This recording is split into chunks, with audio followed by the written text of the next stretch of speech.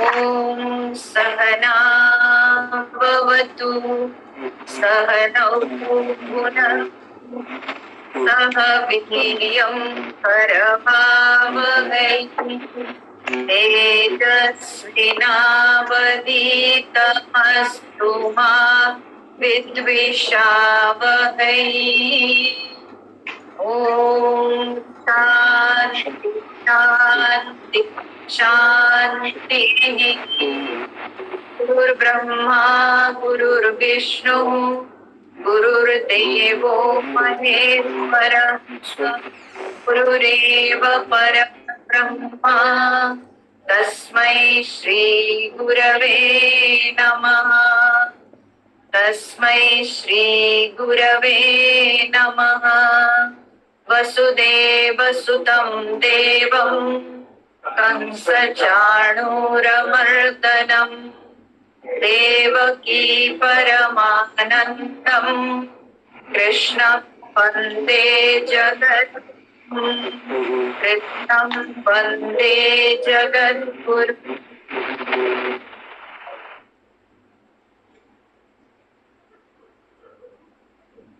पहले हम लोग पाठ कर लेंगे जिन श्लोकों को हम लोग पढ़ चुके हैं, व्याख्या देख चुके हैं। पहले उन श्लोकों का पाठ हो जाएगा, उसके बाद फिर नए श्लोकों को आज हम लोग देखेंगे। ओम श्री परमात्मने नमः। अथ प्रथमोऽध्यायः धृतराष्ट्र धर्मक्षेत्रे कुरुक्षेत्रे समवेतायुयुत्सवः मामका पाण्डवाश्चैव किमकुर्वत सञ्जय। सञ्जय उवाच दृष्ट्वा तु पाण्डवानीकम् व्यूढं दुर्योधनस्तदा आचार्यमुपसङ्गम्य राजा वचनमब्रवीत्। पश्येतां पाण्डुपुत्राणाम् आचार्यमहतीं च मूम् व्यूढां द्रुपदपुत्रेण तव शिष्येण धीमता। अत्र शूरा महेश्वासाः भीमार्जुन समायुधि युयुधानो विराटश्च द्रुपदश्च महारथः दृष्टकेतुश्चेकितानः काशीराजश्च वीर्यवान् पुरुजित् कुन्तिभोजश्च शैब्यश्च नरपुङ्गवः युधामन्युश्च विक्रान्तः उत्तमौजाश्च वीर्यवान् सौभद्रो द्रौपदेयाश्च सर्व एव महारथाः। अस्माकं तु विशिष्टाये तान्निबोध द्विजोत्तम। नायका मम सैन्यस्य संज्ञार्थं तान् ब्रवीमि ते। भवान् भीष्मश्च कर्णश्च कृपश्च समितिञ्जयः अश्वत्थामा विकर्णश्च सौमदत्तिस्तथैव च अन्ये च बहवः शूराः मदर्थे त्यक्तजीविताः नानाशस्त्रप्रहरणाः सर्वे युद्धविशारदाः। अपर्याप्तं तदस्माकं बलं भीष्माभिरक्षितं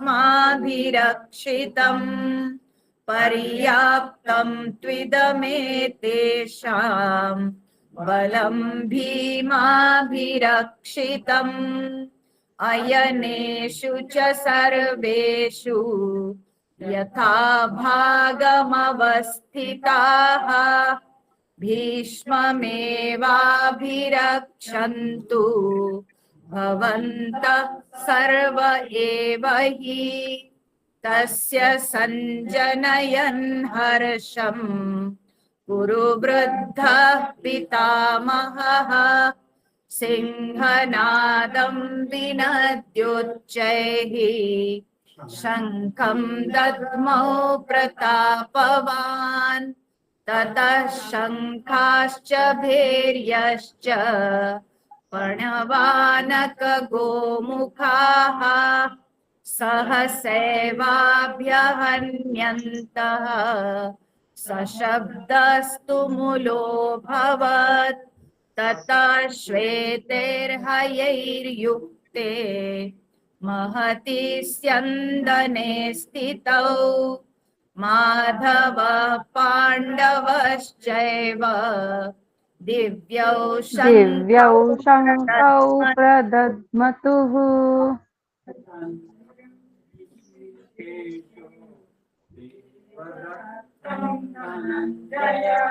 पाञ्चजन्यं हृषीकेशः देवदत्तं धनञ्जयः पौण्ड्रं दद्मौ महाशङ्खम् भीमकर्मावृकोदरः अनन्तविजयं राजा कुन्तीपुत्रो युधिष्ठिरः नकुलः सहदेवश्च सुघोषमणिपुष्पकौ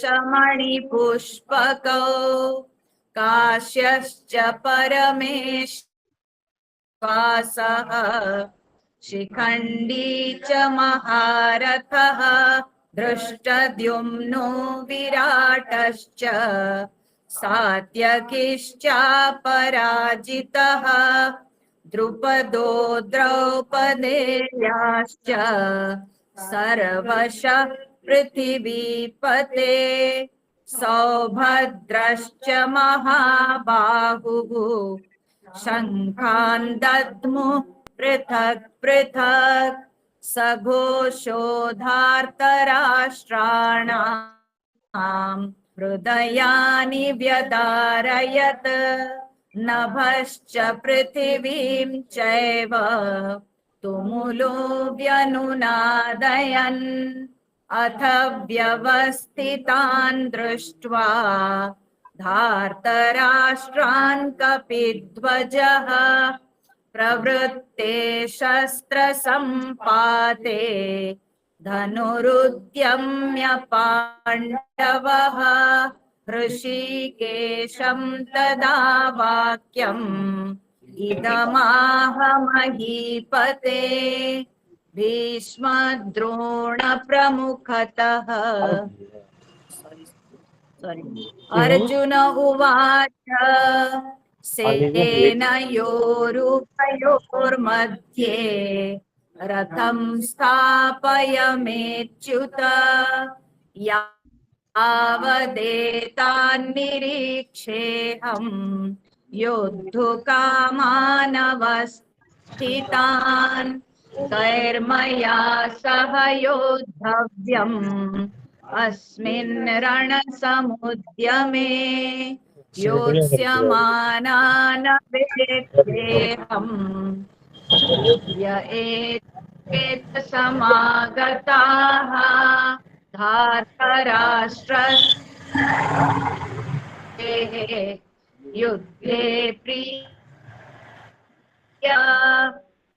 संजय उवाच एवमुक्तो हृषीकेशः गुडाकेशेन भारत सेनयोरुभयोर्मध्ये स्थापयित्वा रथोत्तमम् द्रोणप्रमुखतः सर्वेषां च महीक्षितान्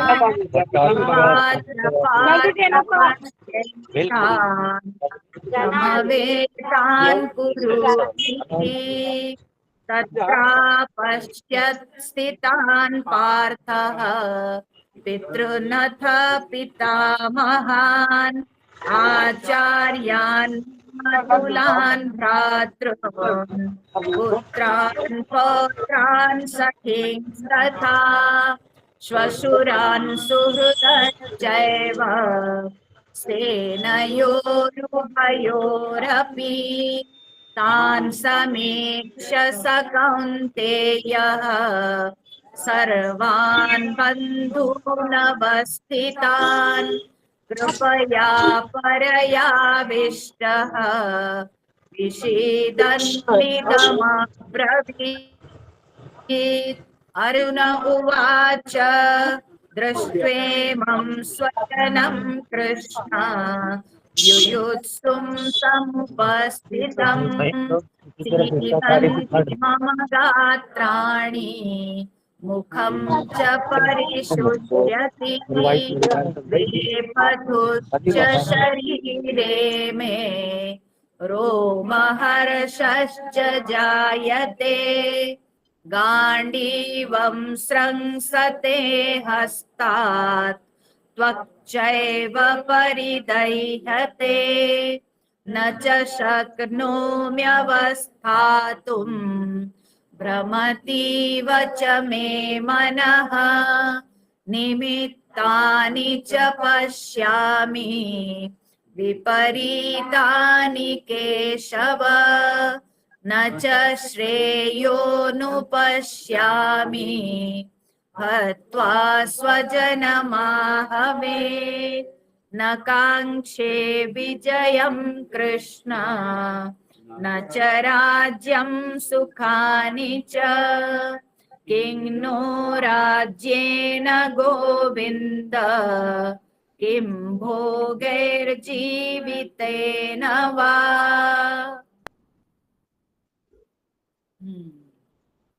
पढ़ने में थोड़ा समय लगता है, लेकिन पढ़ने से अभ्यास भी हो जाता है। गीता पाठ का थोड़ा अभ्यास भी हो जाता है। तो हम लोगों ने देखा यहाँ तक कि अर्जुन जब भगवान श्री कृष्ण से कहा, निवेदन किया कि हे अच्युत, मेरे रथ को आप दोनों सेनाओं के बीच में स्थापन कर दीजिए, तो भगवान श्री कृष्ण वही किए और करके उन्होंने अर्जुन से कहा कि पश्य एतान कुरुन इति, हे अर्जुन इन कौरवों को देखो। और बस भगवान जो इतना कह दिए, उसके बाद अर्जुन जब सामने देखे तो तब उनको कौन दिखाई पड़े ना, आचार्यान मातुलान भ्रातृन सखींस तथा, तो सारे अपने लोग उनको दिखाई पड़े। ठीक है, पहले थोड़ी देर पहले उन्होंने कहा था कि मैं देखना चाहता हूं ये दुर्बुद्धि धृतराष्ट्र के पुत्रों को। ठीक है, यानी मूढ़ धृतराष्ट्र के पुत्रों को मैं देखना चाहता हूं, जो यहाँ पर युद्ध की इच्छा हुए। और अभी जब सचमुच में भगवान उनसे कहा कि देखो इन कौरवों को देखो, अब अर्जुन को वे सब मूढ़ नजर नहीं आए। वे कौरव पक्ष के लोग और कौरव लोग, वे अब अर्जुन को अविवेकी मूढ़ नजर नहीं आए, बल्कि वे सब के सब स्वजन। अर्जुन ने क्या कहा कि हत्वा स्वजनम आहवे न च श्रेयः अनुपश्यामि हत्वा स्वजनम आहवे। यहीं तक हम लोग पढ़े थे पिछले सत्संग में। बोलते हैं इस युद्ध क्षेत्र में अपने स्वजनों को मारकर मुझे कोई कल्याण नजर नहीं आता। ठीक है, हमारा कुछ भला होगा ऐसे हमको नहीं लगता है अपने स्वजनों को मारकर। थोड़ी देर पहले जो मूढ़ थे, जो अविवेकी थे, जो दुर्बुद्धि थे, और अभी अर्जुन की भाषा बदल गई। ठीक है, अब वे सब स्वजन नजर आए। तो इसी को कहते हैं आसक्ति जन्य मोह। ठीक है, यही है मोह। और ये मोह की जो धारा है, ये स्व पर भेद से ही मोह की धारा बहती है। मेरा और दूसरे पराया, ठीक है। ये जो स्व पर भेद है, यही भेद को लेकर के जो है मोह की धारा बहती है। यूं सोचिए कि मोह रूपी एक नदी के स्व और पर ये दो तट है, ठीक है। ये दो तट के समान ही है। जो व्यक्ति इस मोह रूपी नदी में बहता है, वह व्यक्ति के दो तरफ ये दो पहलू नजर आते हैं, एक है स्व, एक है पर। तो अर्जुन को अब दिखाई पड़ने लगे ये सब मेरे लोग हैं, ये स्वजन है। तो इन लोगों को हम मारेंगे कैसे, ठीक है। इन स्वजनों को मारकर हमारा क्या भला होगा, हमारा क्या कल्याण होगा। अर्जुन की ऐसी बातों को सुनकर के मुझे एक बात याद आती है। कहीं पर एक समाज सेवी महिला, वो जो है बहुत सारी महिलाओं की सभा में वो सभी को संबोधन कर रही थी, ठीक है, भाषण दे रही थी।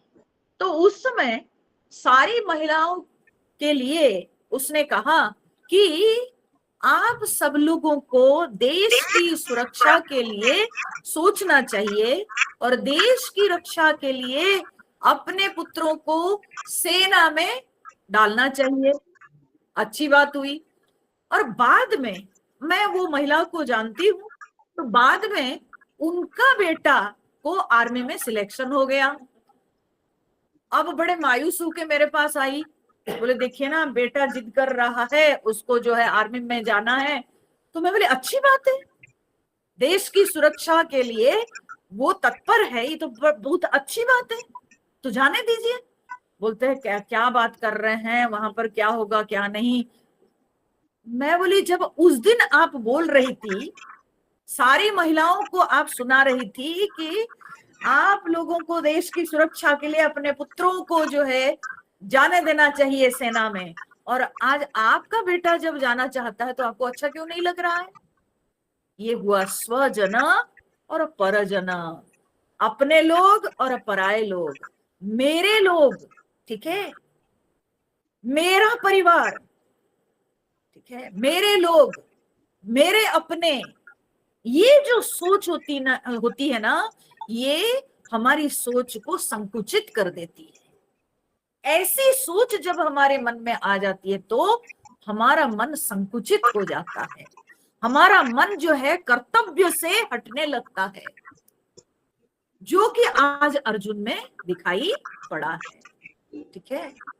यही है मोह और कुछ नहीं। जब हम फंस जाते हैं कि मेरे लोग, बस मेरे घर, मेरा परिवार, मेरे लोग, वे सुरक्षित रहे, दुनिया भाड़ में जाए, ठीक है। ये जो सोच है, यही सोच के कारण ही मनुष्य इतनी यंत्रणा भोग करता है। और ये जो भेद है, यही भेद ही जो है मोह का मूल है, ठीक है। या मोह मूल है, और मोह से इस तरह की भेद दृष्टि नजर आती है। पंचदशी एक बहुत सुंदर ग्रंथ है। पंचदशीकार ने पंचदशी के द्वैत प्रकरण में, ठीक है, उसमें 15 चैप्टर्स है और 15 चैप्टर्स को अलग अलग प्रकरण कहा जाता है। तो ऐसे जो द्वैत प्रकरण है, उस द्वैत प्रकरण में विद्यारण्य स्वामी ने लिखा कि दो प्रकार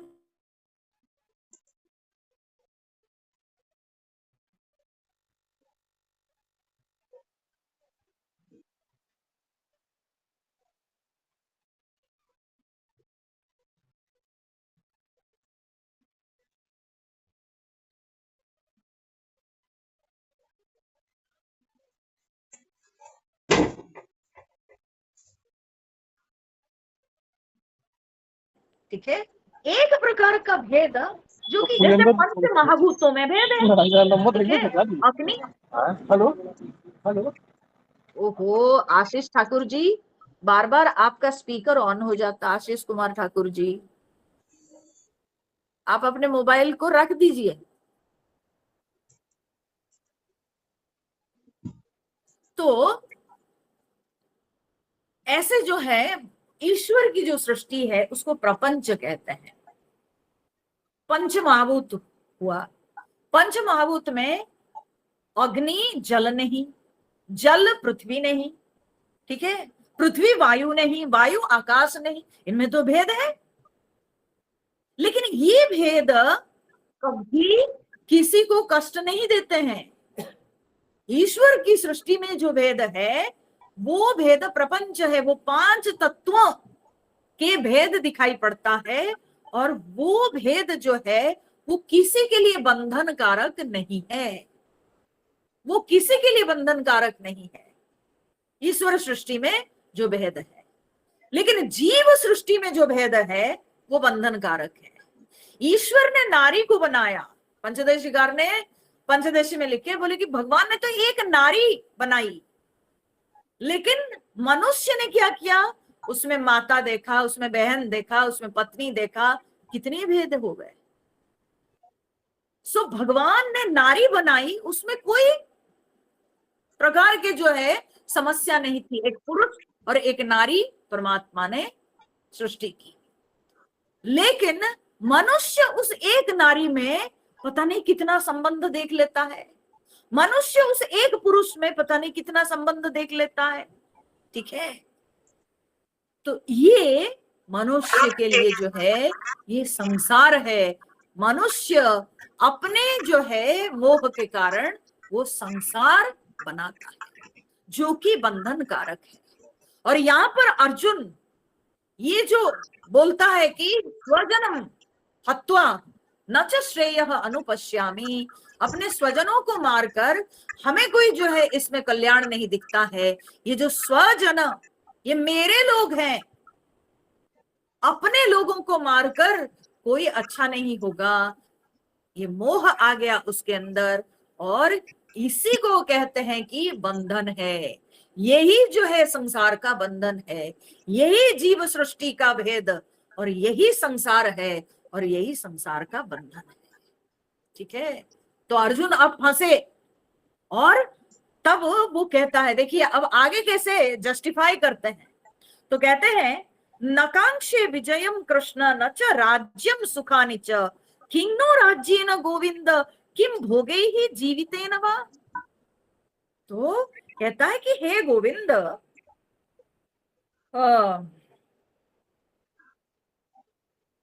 हे कृष्ण, न विजयम न च राज्यम च सुखानि च कांक्षे। हे कृष्ण, हम न तो विजय, न राज्य, न सुख, ये सांसारिक सुख न कांक्षे, मैं नहीं चाहता हूं, ठीक है। मुझे कोई विजय नहीं चाहिए, मुझे चाहिए, मुझे कोई ये जो है सांसारिक सुख ये हमको नहीं चाहिए, ठीक है। क्यों नहीं चाहिए? बोलता है कि हे गोविंद, नो राज्य न किम, हमको राज्य से क्या मिलेगा। और केवल उतना ही नहीं, कहता है भोगे ही जीवितेन वा किम, अथवा भोग और जीवन से भी क्या मिलेगा, भोग और जीवन में क्या रखा है। अब सोच लीजिए, अर्जुन को अपना शरीर के प्रति भी जो आसक्ति है वो भी अब खत्म हो गई, वैराग्य दिखाई पड़ने लगा। अर्जुन कहता है मुझे कोई विजय नहीं चाहिए, मुझे कोई राज्य सुख नहीं चाहिए, मुझे कोई सांसारिक सुख नहीं चाहिए। और राज्य में रखा क्या है हे गोविंद, राज्य में रखा क्या है। और ये सब भोग, ये जो सांसारिक भोग, ये जो इंद्रिय के सुख, इसमें और जीवन जीवित रहने में क्या पड़ा है, क्या रखा है, क्या मिलेगा हमको, है। अचानक से अर्जुन के अंदर इतने वैराग्य की बात कहां से आ गई भाई, हाँ बताइए जरा, ये सोचने वाली बात है कि नहीं। अर्जुन के अंदर अब ये जो वैराग्य दिखाई पड़ रहा है, बोलते ये विरक्ति कहां से आई। ये सोचने वाली बात है। तो बोलते हैं विरक्ति दो रास्तों से आती है, ठीक है। वैराग्य दो रास्तों से आता है। एक रास्ता है कि जो कि साधना, ज्ञान, चिंतन और विवेक से वैराग्य आता है। कैसे? ना व्यक्ति अपनी साधना के द्वारा, मनुष्य अपनी साधना के द्वारा अपने चिंतन, उसके ज्ञान को परिपक्व करता है, ठीक है। जैसे जैसे उसकी साधना बढ़ती है वैसे वैसे उसका ज्ञान और चिंतन परिपक्व होता है और चिंतन में स्पष्टता आती है। उसको यह समझ में आता है कि किन विषयों को लेकर के हमको अपनी शक्ति लगानी चाहिए और किन विषयों में हमको अपने दिमाग नहीं लगाना, ठीक है। ये परिपक्वता उसके अंदर आती है, ये स्पष्टता उसके अंदर आती है। और यह परिपक्वता से, चिंतन की परिपक्वता से तब साधक के अंदर विवेक उत्पन्न होता है, ठीक है। और विवेक से पुनः वैराग्य की ओर मन बढ़ता है, ठीक है। मन में वैराग्य उमड़ता है। तो सोचिए, पहले जब साधना व्यक्ति करता है, साधना के द्वारा उसके ज्ञान और उसके चिंतन में परिपक्वता आती है। उस परिपक्वता से उसमें विवेक सुदृढ़ होता है और सुदृढ़ विवेक से स्वाभाविक है कि साधक के अंदर वैराग्य उमड़ता है।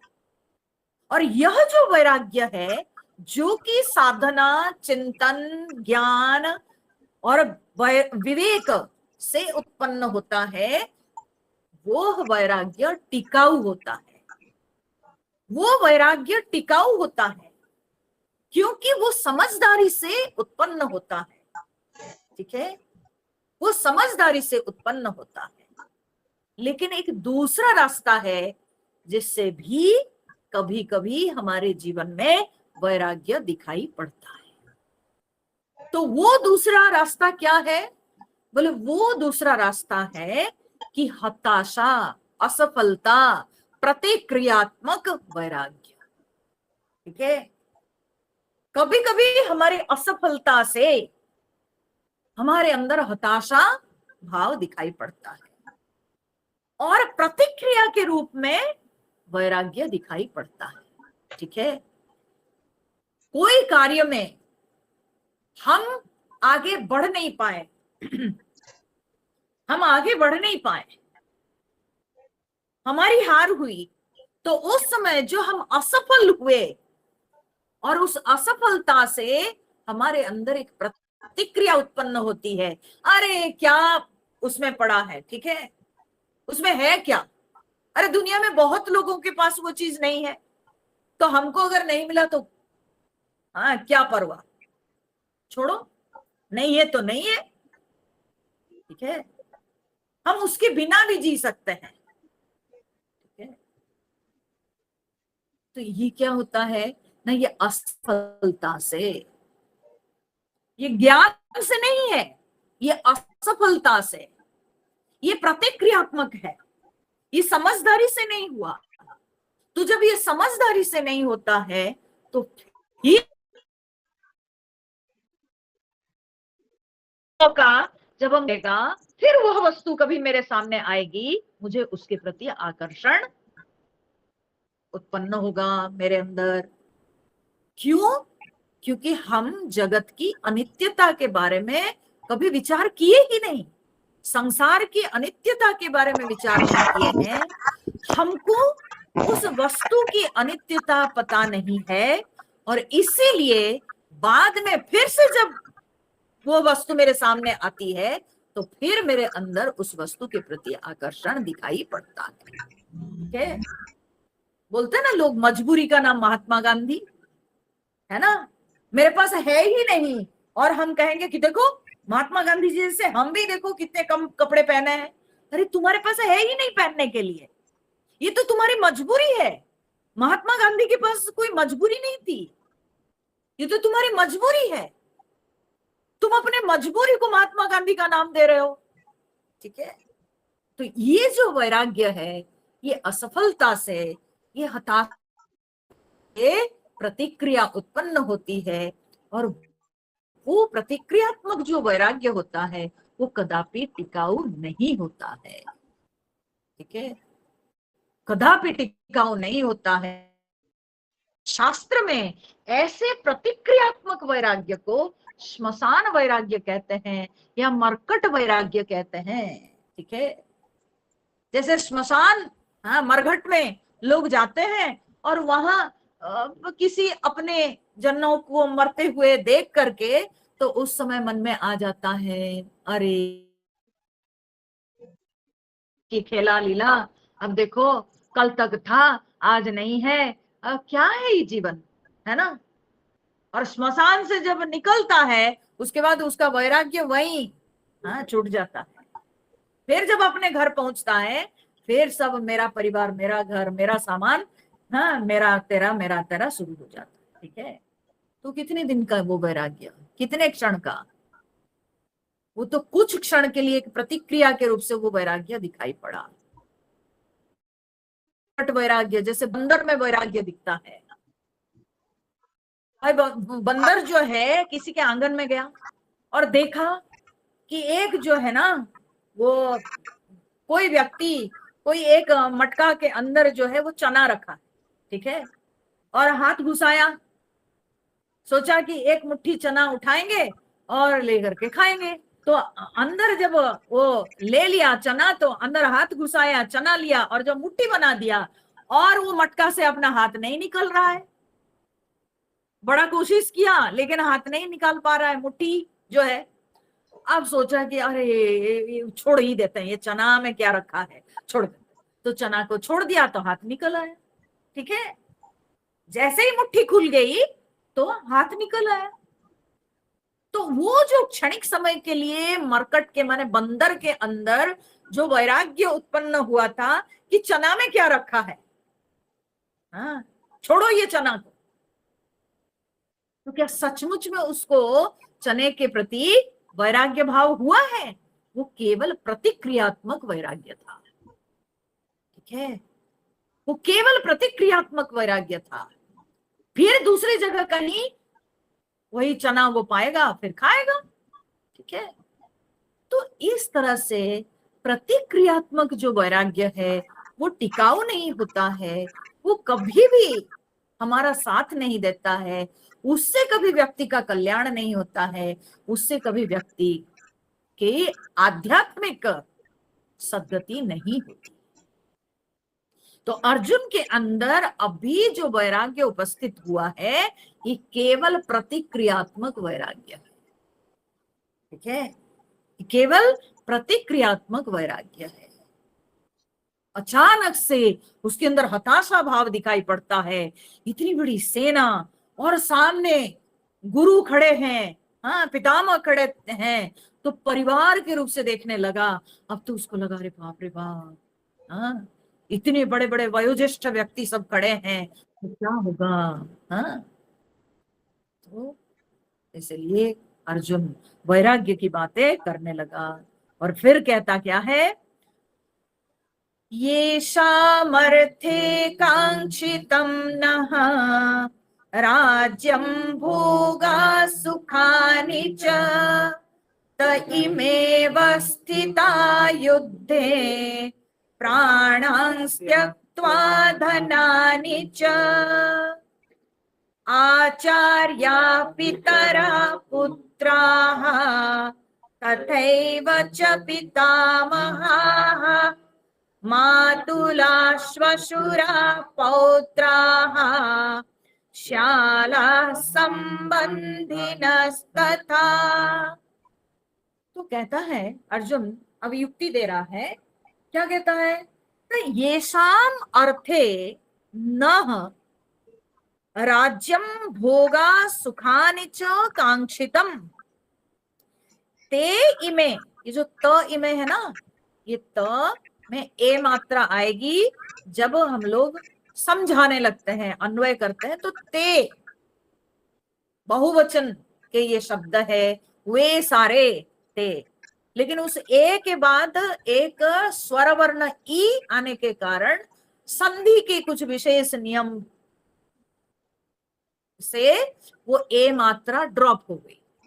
ठीक है, लेकिन जब हम अन्वय करके एक एक शब्द करके समझाएंगे तो ये है ते।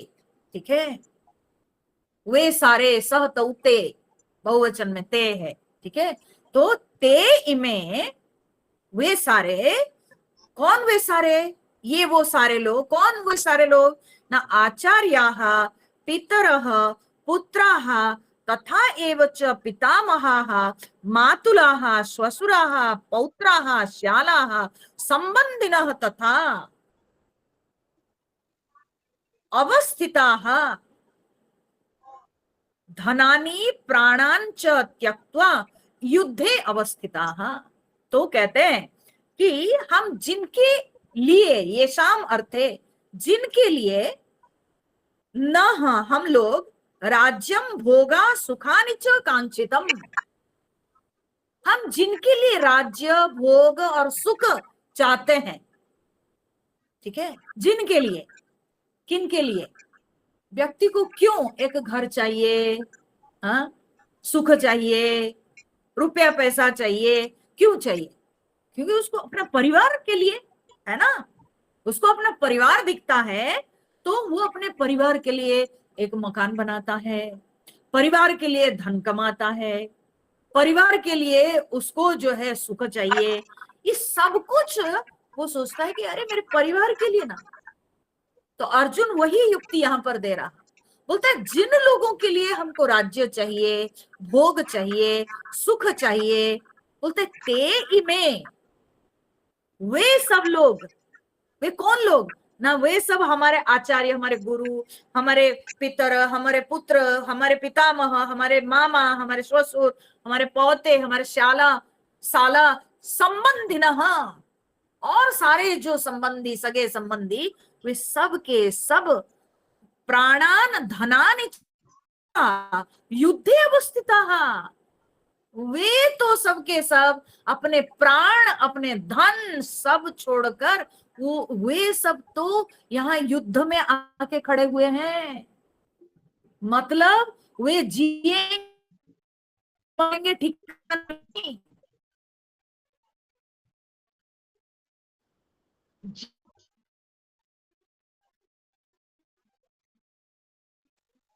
व्यक्ति को सुख चाहिए, अपनों के लिए राज्य चाहिए, वे हमारे अपने जन तो प्राण त्याग करके यहाँ पर युद्ध क्षेत्र में खड़े हैं। वे कोई बचेंगे नहीं, पता नहीं कल होके वे लोग बचेंगे कि नहीं। तो फिर हम ये राज्य लेकर क्या करेंगे? हमको अगर विजय प्राप्ति होगी भी तो वो विजय किस काम की? बताइए कृष्ण। देखिए कैसे तर्क दे रहे हैं अर्जुन, है ना। हाँ, तो अब सोचिए ना, एक संसारी व्यक्ति इसी तरह से ना सोचता है।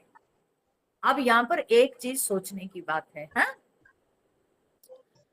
क्या है कि अर्जुन एक योद्धा है, एक वॉरियर है। ठीक है, अभी वे युद्ध क्षेत्र में खड़े हैं, युद्ध के मैदान में खड़े हैं। ठीक है,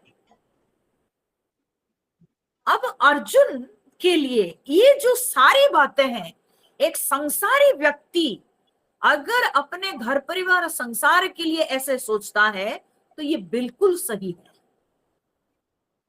ये बिल्कुल सही है। ठीक है, लेकिन एक योद्धा होने के नाते, अर्जुन एक योद्धा है, एक योद्धा होने के नाते अब उनकी दृष्टि में परिवार नहीं प्रतिपक्ष दिखना चाहिए। ठीक है, अभी उनको परिवार नहीं बल्कि प्रतिपक्ष दिखना चाहिए कि स्वपक्ष प्रतिपक्ष, कौन हमारे पक्ष के हैं और कौन शत्रु पक्ष के हैं। उनको परिवार नहीं दिखना चाहिए। योद्धा अगर परिवार को देखने लग जाए तब तो वो कभी अपना कर्तव्य नहीं कर सकता है। तो अर्जुन में यही एक कमी रह गई कि युद्ध क्षेत्र में वे इन सारी बातों को कर रहे थे। अगर हम थोड़ी देर के लिए युद्ध क्षेत्र को भूल जाएंगे, थोड़ी देर के लिए अगर हम अर्जुन को युद्ध क्षेत्र से निकाल लेंगे, ठीक है, तब जो बातें अर्जुन कर रहे हैं, भले ये लगता है कि आसक्तिजन्य मोह है, लेकिन इसमें एक महान बात है, वो है कि वो क्या है ना, दूसरों के लिए जीना। समझते हैं? दूसरों के लिए जीना, ये जो है ये बहुत बड़ी बात है कि अर्जुन दूसरों के लिए सोचते हैं। मच्छर मच्छर के गीत गवा रहे हैं।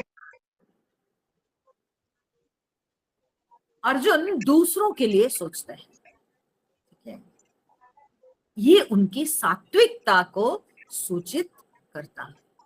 ठीक है, कितने सात्विक थे अर्जुन कि युद्ध के पहले उनके अंदर यह भावना आई कि ये सब मेरे अपने लोग हैं।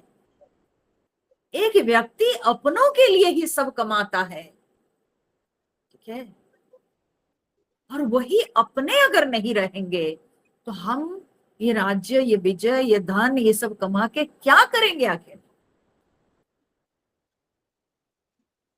तो इसीलिए ये बहुत ही, माने यहाँ पर कभी कभी क्या होता है, अगर थोड़ा सा हमारी समझ में, माने there is a hairline difference, अगर हमारी समझ में हम इस साइड से उस साइड हो गए तो हमको लगेगा कि अरे अर्जुन तो जो कह रहे हैं सब तो सही कह रहे थे, सब तो सही कह रहे थे, ये भगवान कृष्ण ही उसको जो है युद्ध के लिए प्रेरित किए।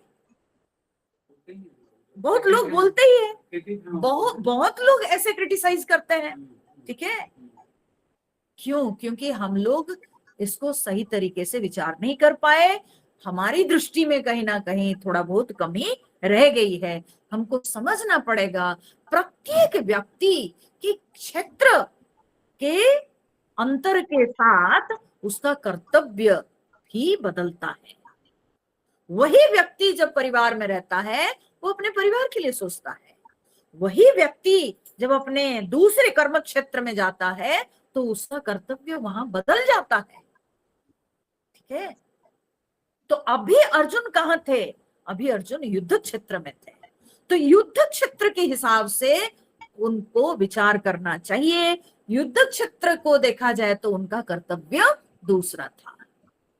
ठीक है, हर व्यक्ति के क्षेत्र जैसे जैसे बदलता है वैसे ही उसका कर्तव्य भी निश्चय होता है, उसके क्षेत्र के अनुसार उसका कर्तव्य निश्चय होता है। ठीक है, वही एक व्यक्ति वो एक समय में पारिवारिक होके सोचता है, वही व्यक्ति ही दूसरे क्षेत्र में उसको दूसरे प्रकार से सोचना पड़ता है।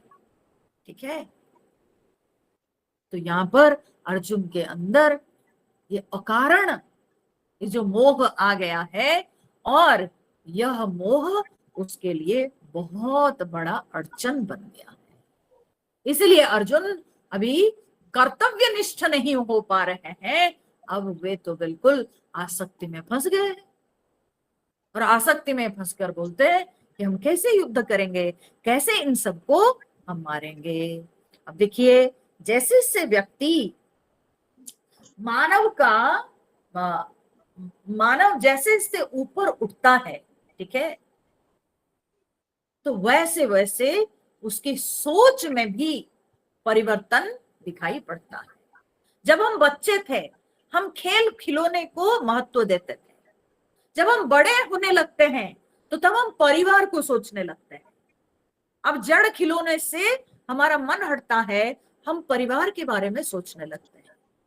लेकिन उससे भी उच्चतर अवस्था है, उससे भी उच्चतर स्थिति है, जब हम उससे भी ऊपर उठते हैं तो तब हम बृहत भाव से दुनिया को देखते हैं, तब हम संसार के बारे में सोचते हैं, समाज के बारे में सोचते हैं, और तब हमको लगता है हमारे धर्म समाज के प्रति महत्वपूर्ण है।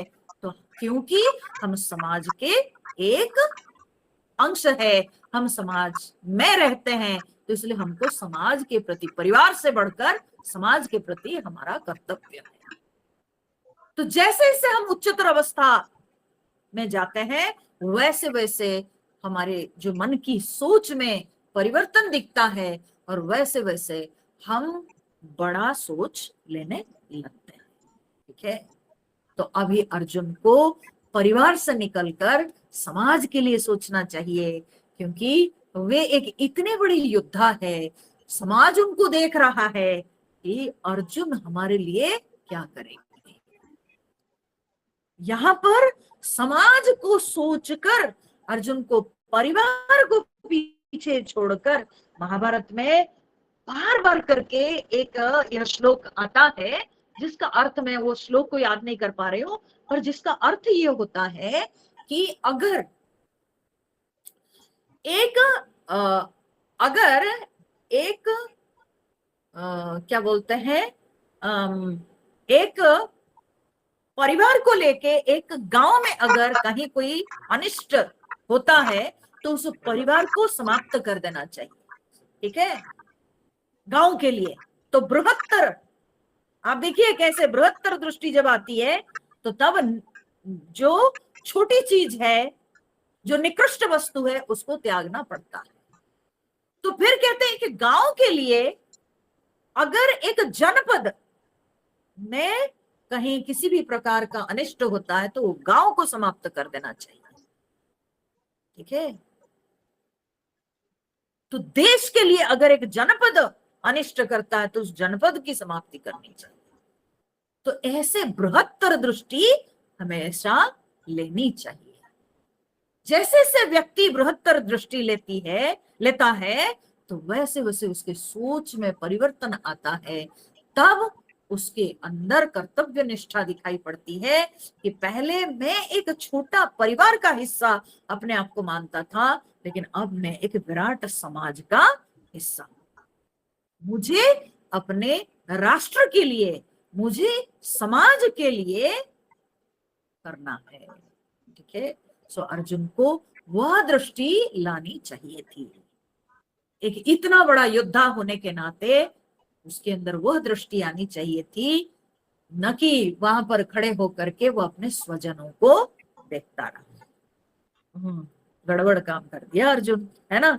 फिर आगे अर्जुन कहता है, एतान्न हन्तुमिच्छामि घ्नतोऽपि मधुसूदन अपि त्रैलोक्य राज्यस्य हेतोः किं नु मयि कृते।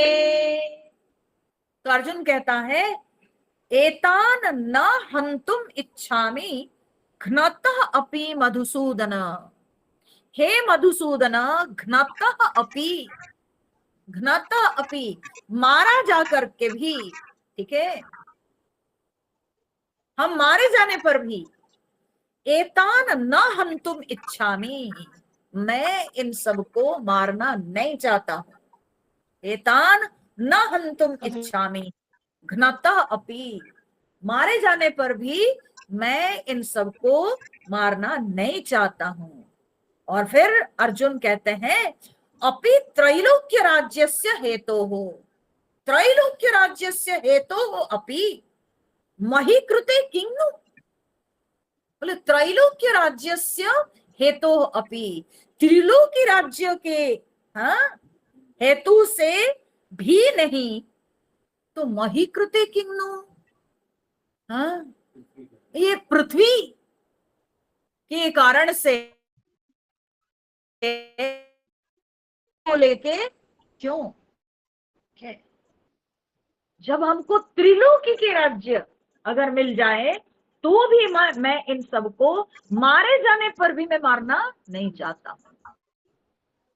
अब देख रहे हैं अचानक अर्जुन के कितना वैराग्य आ गया है कि वे अपना शरीर की भी रक्षा करना नहीं चाहते हैं। घ्नतः अपि, मारे जाने पर भी, मुझे कोई अगर मार भी दे तो भी मुझे अपने सर्वाइवल की चिंता नहीं है। ठीक है, मुझे अपनी रक्षा की चिंता नहीं है, मारे जाने पर भी मैं इन सबको मारना नहीं चाहता हूं। किन सबको? मेरे स्वजनों को। आचार्याः पितरः पुत्राः सखिंस्तथा, बोलते कि मैं इन सबको मारना नहीं चाहता हूं मारे जाने पर भी।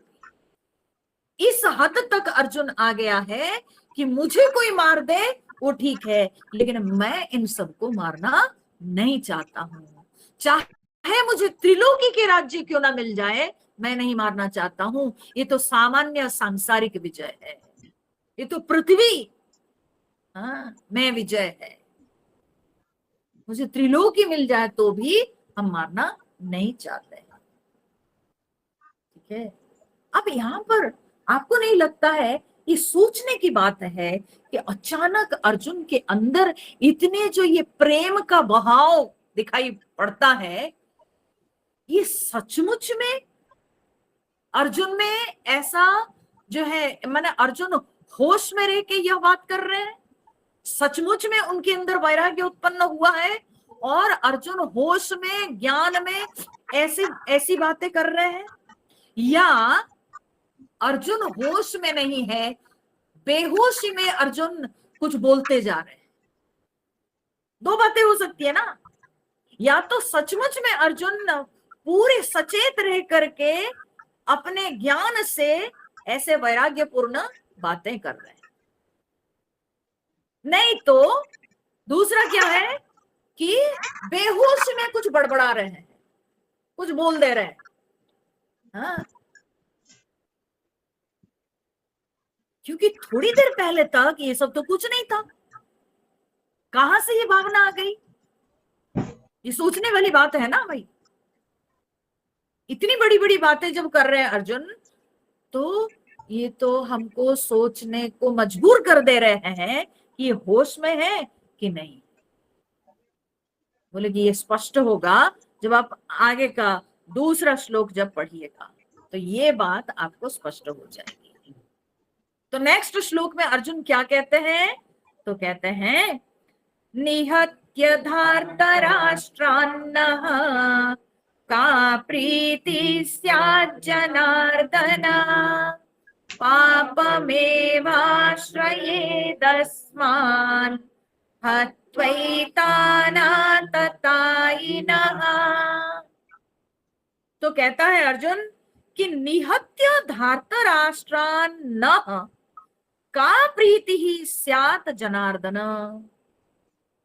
बोले हे जनार्दन,